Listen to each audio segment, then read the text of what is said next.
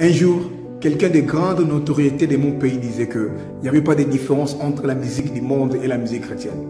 Mais à ma grande surprise, un jour, il perda un être très cher. Il y avait deuil dans sa maison.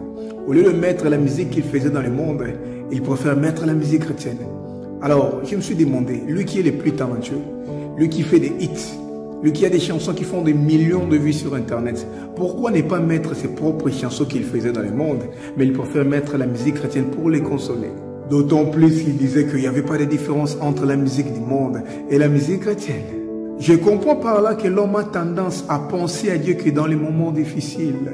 Parce que c'est par là qu'il comprend que ce qu'il faisait dans le monde ne peut pas les consoler.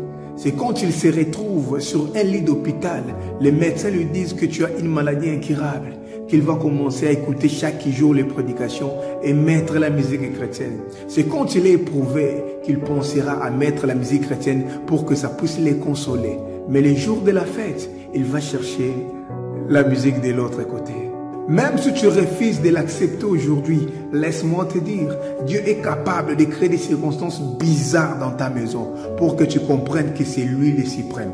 Vous, on attrape votre fils avec un cancer.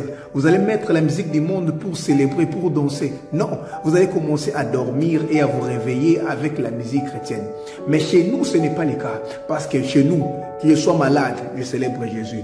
Que je sois en bonne santé, je célèbre Jésus. Que je sois éprouvé, nous célébrons toujours Jésus. Que je sois même dans la fête, nous célébrons toujours Jésus parce que c'est lui seul qui est digne d'être chanté. Il y a même certains musiciens du monde qui disent qu'ils peuvent faire la musique chrétienne. Mais attention, attendez, je vais vous expliquer quelque chose. La musique vient du mot muse. Donc étymologiquement parlant, la musique vient du mot muse. C'est en grec. C'est une déesse d'inspiration. Entre guillemets, dans la mythologie grecque, c'est elle qui inspirait les artistes. C'est-à-dire, derrière chaque musique, il y a une muse. Donc une quelconque source d'inspiration. C'est-à-dire qu'on a plusieurs sources d'inspiration dans la musique. La première source d'inspiration, c'est d'abord celui qui est esprit, c'est Dieu. Et la deuxième source d'inspiration, c'est l'homme. Parce que Dieu a donné à l'homme la capacité de créer, de composer. Et la troisième source d'inspiration, c'est le diable, l'ennemi. Parce qu'il inspire aussi ceux-là qui ont des liens avec lui. C'est-à-dire, pour faire la musique chrétienne, on doit être à la base chrétien. Donc, né de nouveau, baptisé et transformé par le sang de Jésus. Parce que la musique chrétienne ne commence pas par le contenu, mais la musique chrétienne commence par la nature de la personne qui la chante. La musique chrétienne, ce n'est pas une musique religieuse, parce que c'est sacré. C'est une musique de culte, une musique connectée à la personne que nous chantons. Donc, celui qui n'est pas à la base chrétien, mais qui veut chanter pour Dieu, il va faire la musique religieuse. Parce que ce n'est pas connecté, ce n'est pas le fruit d'une relation. Parce que ça n'a pas le rapport avec la relation qu'il a avec Dieu. Mais c'est seulement un contenu religieux. Ce n'est pas la musique chrétienne, c'est la musique religieuse. Donc, un chrétien ne chante pas seulement pour chanter. Mais nous chantons Dieu, nous chantons pour Dieu et nous chantons avec Dieu. Nous chantons pour l'édification de l'Église, nous chantons les messages de Christ. Un chrétien ne chante pas seulement pour avoir de vues sur YouTube, mais un chrétien chante pour qu'il y ait des transformations de vie. C'est vrai que nous respectons parfois la démarche scientifique, nous respectons les principes de l'art, parce que la musique c'est avant tout un art. Mais nous ne faisons pas la même chose. Comme je l'ai toujours dit, c'est comme un couteau. Quelqu'un peut en servir pour tuer des gens. Et une autre personne peut en servir pour couper les oignons, pour préparer de la bonne sauce. Nous respectons juste la raison pour laquelle on est sur la terre. Parce que vous savez, pour les poissons, Dieu a dit que la mer produise. La raison pour laquelle les poissons restent dans l'eau. Pour les arbres, Dieu a dit que la terre produise. La raison pour laquelle les arbres, on doit les planter sur la terre. Mais pour l'homme, Dieu a dit, faisons l'homme à notre image, selon notre ressemblance. Alléluia. Nous respectons seulement la raison pour laquelle on est sur terre, pour l'adorer, pour le chanter. Et après notre mort, nous ferons la même chose. La musique n'a pas commencé ici-bas. La musique a commencé là-bas au ciel. Et c'était pour Dieu et pour lui seul. Donc pour les créateurs. Donc la musique est faite pour que le créature chante pour les créateurs. Mais quand les créatures chantent pour les créatures, c'est un vice contre nature. Donc ceux qui chantent pour les créatures, et les efféminés, et les homosexuels, et les lesbiennes font tous la même chose. Parfois les musiciens profanes nous disent, vous chantez toujours le même sujet, vous chantez que Jésus, Jésus. Vous ne trouvez pas que c'est la monotonie? vous là, vous respirez tous les jours. Ce n'est pas la monotonie là. Et vous respirez toujours par les poumons. Ce n'est pas la monotonie là. Et puis vous faites le même mouvement tous les jours. Inspiration, expiration. Inspiration, expiration. Ce n'est pas la monotonie là. Vous mangez tous les jours. Ce n'est pas la monotonie là. Et puis vous mangez toujours par la bouche. Vous voulez maintenant manger par des sondes. Ce n'est pas la monotonie là. Si vous voulez arrêter de respirer, arrêtez de respirer comme ça. Je vais croire que vous n'aimez pas la monotonie. Arrêtez aussi de manger tous les jours.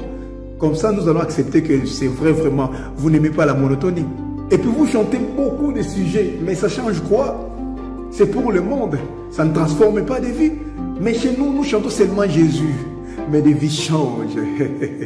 Parce que le nom de Jésus, dans le nom de Jésus, il y a la délivrance. Dans le nom de Jésus, il y a la paix. Dans le nom de Jésus, il y a une puissance. Quand nous chantons seulement Jésus, Jésus, Jésus, Jésus, les vies changent. Les vies se transforment. Et puis, vous avez chanté les rois, ils sont passés. Vous avez chanté les présidents, ils sont passés. Vous avez chanté vos femmes, certains même se sont divorcées. Elles sont passées, mais nous nous célébrons celui qui ne passe jamais. Depuis l'Antiquité, au Moyen-Âge, jusqu'à ce jour, l'homme le plus chanté, c'est Jésus, celui qui ne passe pas. Nous n'élevons pas Jésus, mais nous confirmons juste son élévation. Parce qu'il a déjà été élevé depuis l'éternité. Parce qu'il a déjà reçu le nom qui est élevé au-dessus de tous les noms devant lesquels tout genou fléchit et tout le nom confesse qu'il est Seigneur à la gloire de Dieu le Père. Nous l'avons chanté hier. Nous les chantons aujourd'hui et nous les chanterons à jamais. Même après notre mort, nous continuerons à chanter que Jésus. Pas parce que nous l'avons choisi, mais c'est parce que lui, il est digne d'être chanté que nous les chantons. Mais c'est vous qui avez choisi de chanter pour le monde. Mais nous, ce n'est pas que nous l'avons choisi, mais c'est parce que lui, il est digne d'être chanté que nous les chantons.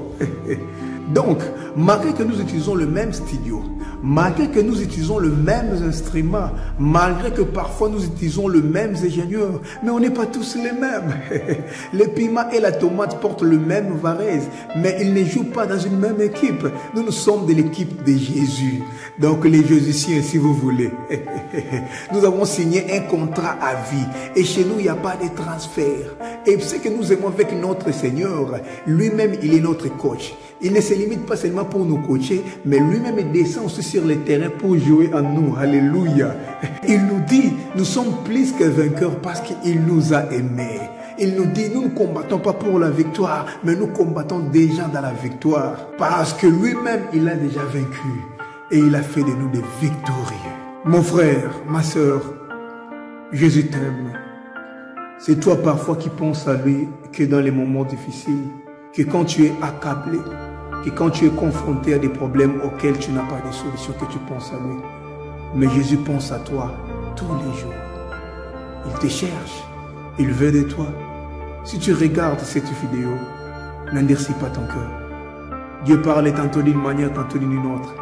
Mais aujourd'hui, il s'est choisi ses moyens pour te parler à ton cœur. Qu'est-ce qui t'empêche de les suivre fidèlement aujourd'hui, de l'accepter aujourd'hui? Le monde, les amis, ces amis vont t'abandonner. Un jour tu seras seul, ces amis ne seront pas là. Le monde va passer. Tout ce que tu vois, tout ce que tu fais, un jour tu comprendras que ça n'avait pas plus de valeur que d'accepter Jésus. N'attends pas que le pire arrive pour que tu reviennes à lui, pour que tu l'acceptes. N'attends pas que tu sois sur un lit d'hôpital. N'attends pas que tu sois confronté à des problèmes auxquels tu n'auras pas de solution. N'attends pas que tu meurs sans Jésus. Aujourd'hui, c'est ton jour. Prends une bonne décision, une grande décision de suivre Jésus-Christ aujourd'hui. Ce que j'aime avec notre Dieu, lui, il ne refuse personne. Ne te dis pas que j'ai fait beaucoup de choses, Dieu ne va pas me pardonner. Non, lui, il est juste fidèle pour pardonner quiconque revient à lui. Prends une bonne décision aujourd'hui. Entre dans ta chambre. Parle à Dieu. Que ton cœur parle. Lui, il est toujours là. Il va t'accueillir et il va te pardonner.